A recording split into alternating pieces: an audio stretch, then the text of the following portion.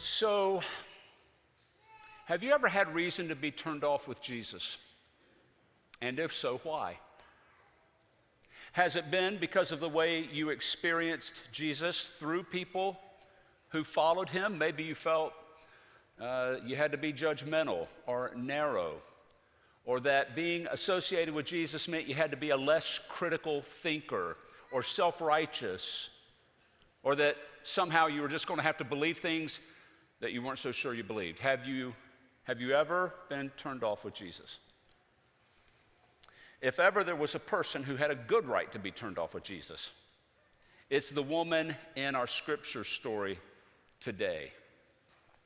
She's introduced to us really not as a person, but by a label, a Canaanite. You ever notice how you can tell what you think of somebody by the labels you use for them? Oh, she's a Iowa fan. Probably a few people around town saying that today. He's just a Southerner. Well, yeah. That person's an immigrant. Well, Canaanite was definitely a derogatory term. You see, if you were referring to a person by their race because they came from the region of Tyre and Sidon where Jesus was in this story, you would have more properly said this person is Syrophoenician. That's the way the Gospel of Mark identifies the woman. But Matthew digs back into some old language of the Old Testament to use a label for this woman, Canaanite, because it meant that she was a part of the people who were Israel's hated, detested enemy from years and years ago. The Canaanites who worshiped Baal, who had sexual fertility rites as a part of their worship, who practiced child sacrifice, those people. She's a Canaanite. Matthew wants us to think of this woman in derogatory terms before we even get to know her. Have you ever seen people do that before? The question is, what was Jesus doing in her neck of the woods? Jesus had gone there to escape tension he started with his own religious leadership in Israel. He called the Pharisees blind guides and hypocrites. He criticized them for the way they allowed their emphasis on religious rules to get in the way of developing a loving heart, which therefore translated into loving behavior toward other people. Listen to some of the words he used to criticize them, and this is the story right before the one we just heard. For out of the heart come evil thoughts, murder, adultery, theft, slander, and insults. Now hold on to those last two words. We're going to come back to them in just a moment. Slander and insults. So Jesus has now created this cloud of confusion and frustration, anger, and he gets away from it. They go to Tyre and Sidon. They no more than arrive. Then a woman from that area comes up to them and says, "Lord, Son of David, have mercy. My daughter is suffering." It's interesting that she uses this title for Jesus. I talked last week about how the first half of the Gospels of Matthew, Mark, and Luke are really showing the progression of faith in the lives of the disciples. They start out calling Jesus teacher, then they get to a place where they call him Lord, and eventually they'll get to the place where they call him Messiah, the Christ, the Son of God. Now, they're not there yet, but they have grown a lot this week. Been a busy week for the disciples. They went from calling him teacher to now they're calling him Lord. But they're not yet ready or at a place where they're calling him Christ. But this woman uses a Jewish messianic title for Jesus, Lord, Son of David. She's recognizing Jesus as the Christ. A non-Jewish woman. She's the first person in the Gospels to call Jesus the Christ before any of the disciples do. So she is displaying at least an intellectual profession of faith in who Jesus is. Well, she mentions her daughter is her reason for the plea. My daughter is suffering. But Jesus doesn't say a word. He doesn't respond. He gives her the silent treatment. Well, the disciples are annoyed with her. They tell Jesus, please just send her away. Ever notice how often the disciples were okay to send people away? The children, Lord, get them out of here. They're a distraction. These hungry people, Lord, send them home to find food for themselves. This Canaanite woman, send her away. Their faith still has room to grow. Well, Jesus doesn't send her away, but when he speaks, he doesn't really offer much encouragement. He says, I came only for the lost sheep of Israel. In other words, excuse me, woman, I'm not here for you. You do not have a place in my mission. I came for the people where I come from. That's who I was sent to help. But this woman, she will not be set back. She falls on her knees and prays, Lord, please help me. Now that's about as much an act of faith as you can get in the Gospels. She's displayed an intellectual faith, but now she's falling on her knees saying, Lord, please help me. Ever prayed a prayer like that? Ever prayed a prayer because you're so desperate? You go to God and you say, Lord, please help me. Now this is where that statement of insults and slander come in. I want to back up a minute and think about how firm Jesus must have felt that his mission did not include people like this woman. If you back up just 5 chapters in Matthew, Jesus sends the disciples out on their first mission, and he says to them, stay away from the Gentiles and don't go to any Samaritan town. Go only to the people of Israel because they are like a flock of lost sheep. Jesus must have been convinced that his ministry and the power he comes to bring people does not include this woman. And so look what he says to her. It's not right to take the children's bread and toss it to their dogs. Well, again, this woman is not going to give up. She snaps back a reply that is as good as she is being given. She says, yes, Lord. Let me just ask, if Jesus just called you a dog, would you still call him Lord? Yes, Lord, she says. But even the dogs eat the crumbs that fall from the master's table. At that, Jesus said, your faith is great. Your request is answered. There's no getting away from the offense of this story. Some people have tried, people who've studied the scriptures, they look for things to lessen the sense of offense. Some people have pointed out that the New Testament, which was written in Greek, that there's a word in Greek used for dog here that is less diminutive than other words for dog. For instance, there's another word that would have meant the wild dogs of the street, the ones that would hurt you and bite you. No, Jesus uses the word for a household pet. Now, doesn't that make it better? Jesus just called you a dog, but he's really talking about Fido at home, you know? Don't feel so bad about it. Come on. Other people say, while we have the words that Jesus spoke, what we do not have are the tone, the inflection, and the gesture. That what Jesus probably did here was say something that she might expect a Jewish man to say. To refer to Canaanites, Syrophoenicians, the way that they might treat them, calling them dogs. So Jesus actually winked when he said it. There are scholars that believe this. He winked when he said it. As you know, it's not right to give the food from the children's table to the dogs down below. Wink, wink, nod, nod. I don't think like those people. I'm just telling you what others think. Oh, come on. Jesus was ugly. He was ugly and he dehumanized somebody. There's no getting around it. But he didn't stay there. This woman challenged him. And he granted her prayer request. You see, some scholars say this is what changed the way Jesus viewed his mission. It was this woman's encounter. What she said to him changed. That, wait a minute, I've got to think this out. Maybe my mission's bigger than what I thought it was. And when you say this, some people get a little unnerved. They say, wait a minute, Jesus was fully divine. Come on, Jesus knows everything. Nothing surprised Jesus.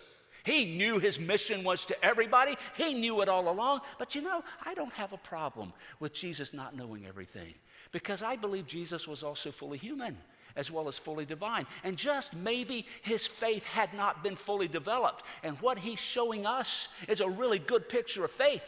That sometimes we have experiences, sometimes we read books, sometimes we have conversations and we go, oh man, I have got to think about that. I have always believed this. You're making me think. I believe there's a good demonstration of faith from Jesus here. But the story's not about Jesus' faith. This story's about the woman's faith. And Jesus says she has great faith. Why? What was so great about her faith? That's what I want to take a few moments and consider, and make some observations on this woman based on this story. One observation is this: this woman did not let silence deter her. She did not let silence deter her. When she came to Jesus with her request, Jesus didn't say a word. He gave her the silent treatment. Have you ever felt that way in your prayer life?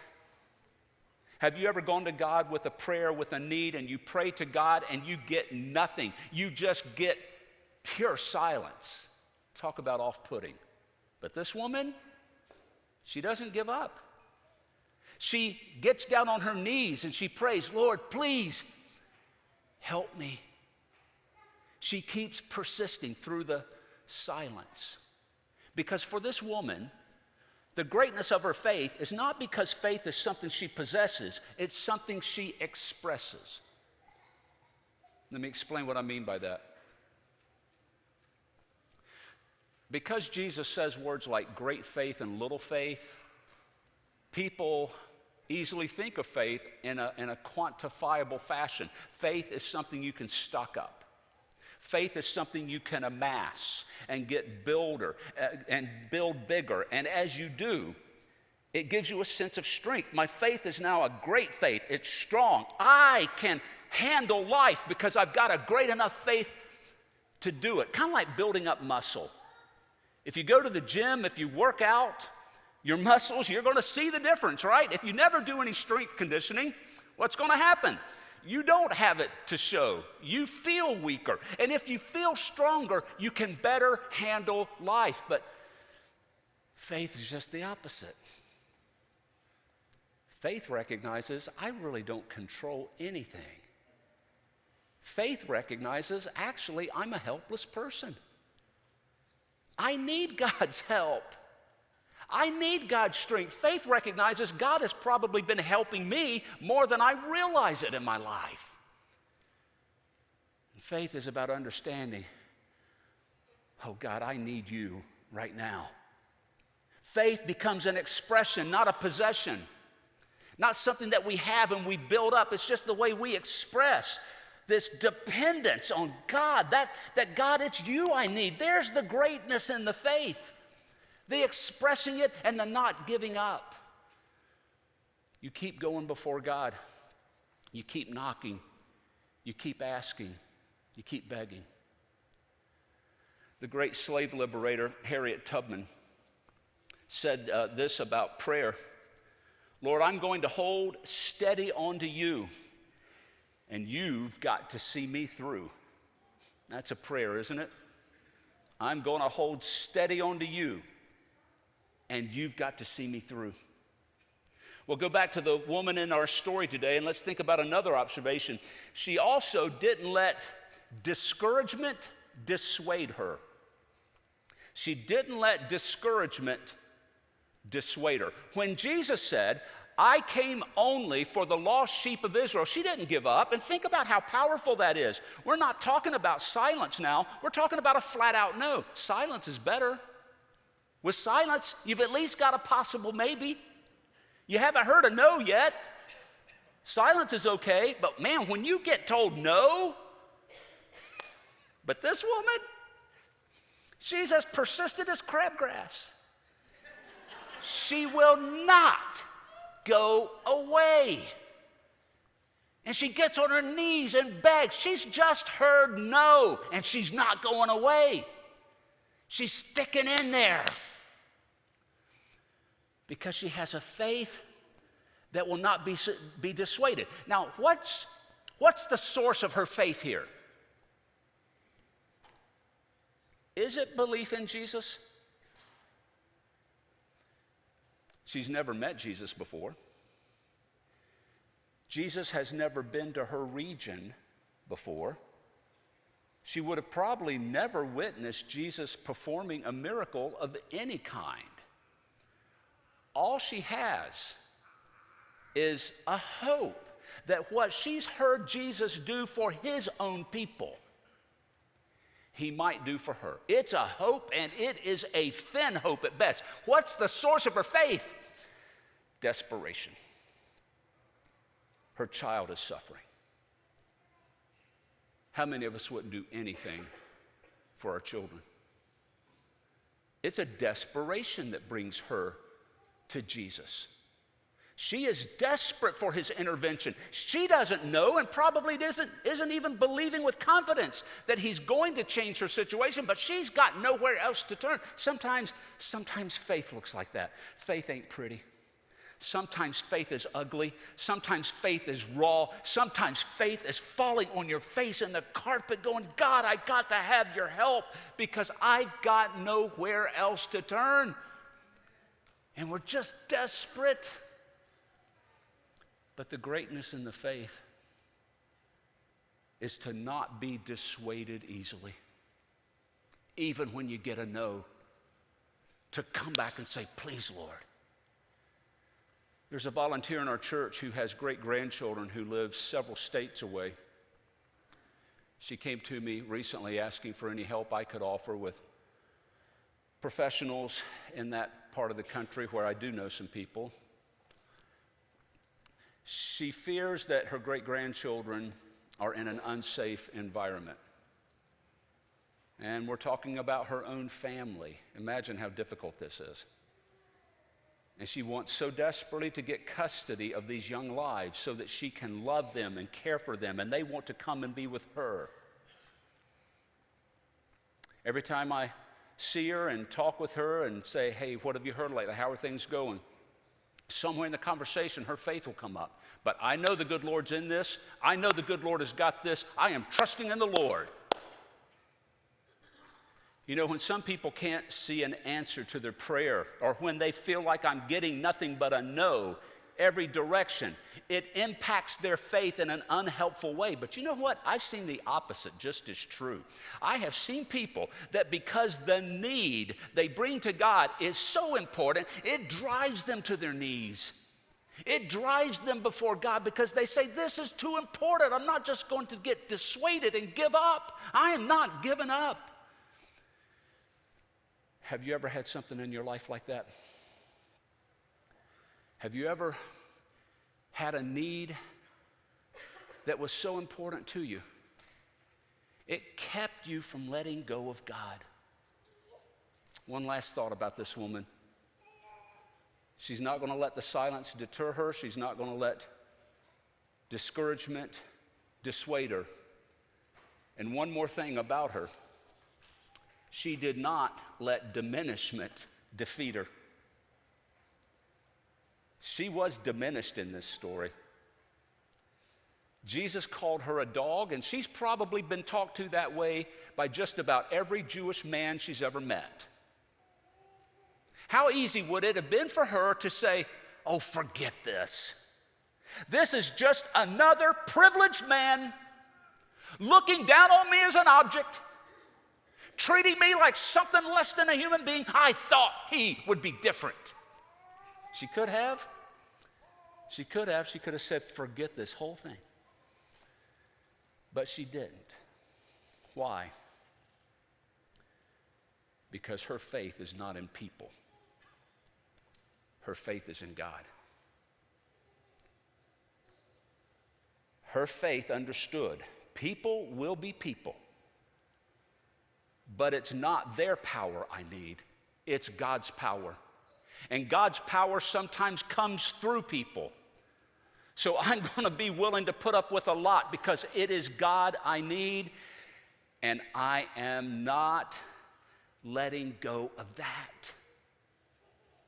She was diminished in this story, but she was persistent in believing that if there is a God who is powerful enough to heal my child, then I'm going to believe that that God is a big enough God to care for all people and does not create differences and divisions and favoritism, that that God loves my daughter and me as much as any human being. I'm not giving up on that.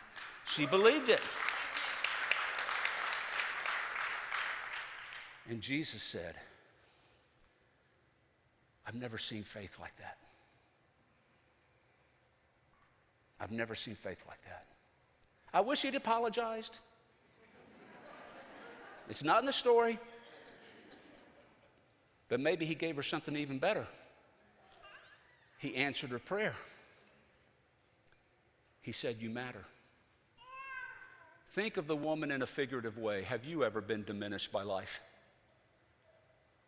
Have you ever been diminished by circumstances? They are so big, they just beat you down. The stress, the pressure that you're living through, it just beats you down to where you don't even feel like a full human being. Maybe it's the treatment of other people. Maybe it's the words other people have spoken. You feel like it has diminished you. You don't even think of yourself the same way anymore. Have you ever been diminished by life? I love Eugene Peterson's translation of 2 Corinthians chapter 4, verses 8 through 10. We've been surrounded and battered by troubles, but we're not demoralized. We're not sure what to do, but we know that God knows what to do. We've been spiritually terrorized, but God hasn't left our side. We've been thrown down, but we haven't broken. What they did to Jesus, they do to us. Trial and torture, mockery and murder. What Jesus did among them, he does in us. He lives. God's promise, if we trust him, is that he will keep us going, even when we've got nothing to show for it. And he'll bring us to a place where we feel like we are living and we are prevailing again. It will happen. When we have a faith that is not based on the results we want to see, we'll have a faith that changes everything. Susan and I went out to California recently, just a few weeks ago, to see our daughter and her husband who got married last year, and we found out when we went to visit that they're expecting. It'll be our first grandchild. And while we were there, we got to see her ultrasound. You want to see it? You want to see it? You show it to them.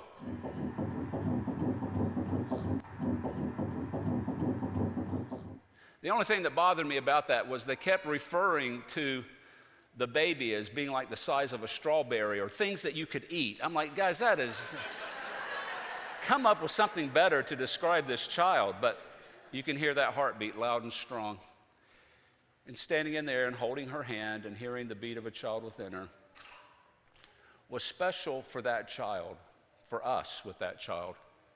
Because, you know, there were some days, some years ago, Susan and I wondered, would we ever have that experience with that child? You see, when she was 14 years old, I was reassigned by my bishop to a new church.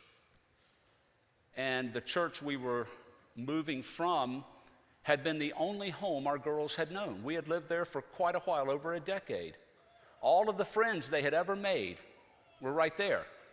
And this was a really hard move for this one to make, 14 years old. I realized something very important.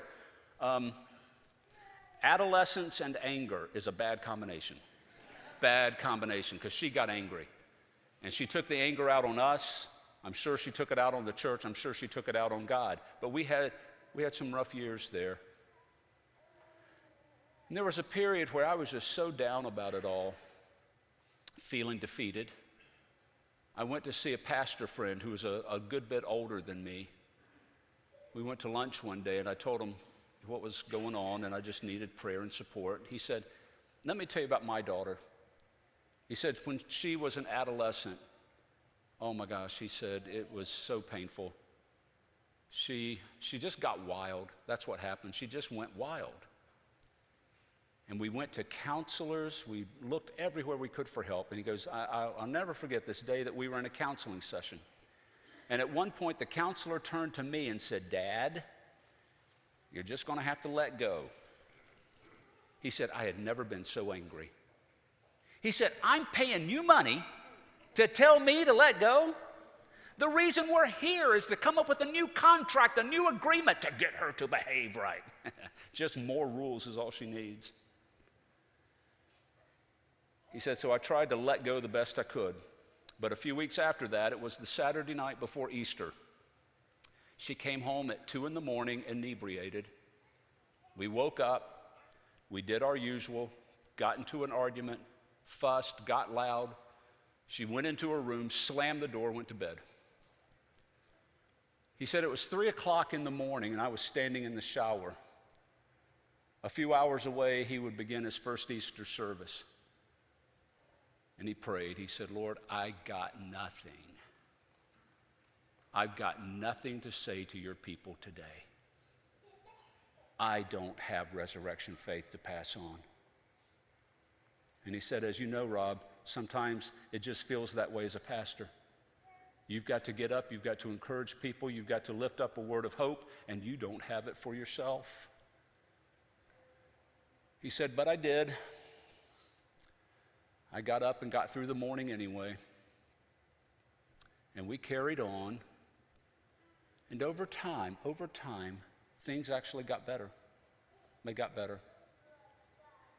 The fighting and the arguing slowly started disappearing. I was doing my best to let go. Better decisions started getting made on our daughter's part. He said, but let me fast forward now. He said, just a few weeks ago, I did a funeral at the church, and it was a funeral for a child, and I was just so broken by it. Everybody knew the family in the church, and it was just one of those heartbreaking funerals. And he said, I got through the funeral and went back to my study to take off my robe and hang it up, and my daughter was standing at the door. He said, well, what are you doing here? She said, I went to the funeral today. He goes, you did? I didn't see you. She said, no, I sat in the back. You wouldn't have been able to see me. He said, I didn't know that you know this family. What were you doing here? She said, Dad, I don't know the family. I knew how hard this was going to be on you. Daddy, I was here for you. And they hugged. He said, just a few years before that, I would have thought, I don't believe I'll ever have a moment like that with her. But he said, one thing I've realized, and I've held on to this, that sometimes faith comes down to believing in spite of your unbelief. Sometimes faith is believing in spite of your unbelief. He said, I understand that man in the Gospels better now than ever. The one Jesus said to, do you believe me? And he said, Lord, I believe. Help my unbelief. Sometimes faith is trusting. Even though we don't believe what we're praying for is possible. Because what's the alternative?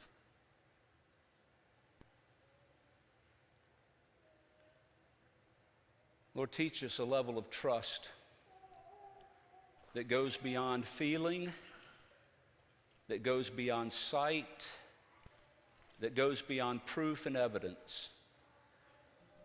To know that when we turn to you, no matter how desperate we are, when faith looks like nothing more than sheer willpower and persistence, that we are exposing ourselves to a realm of power that does not belong to us.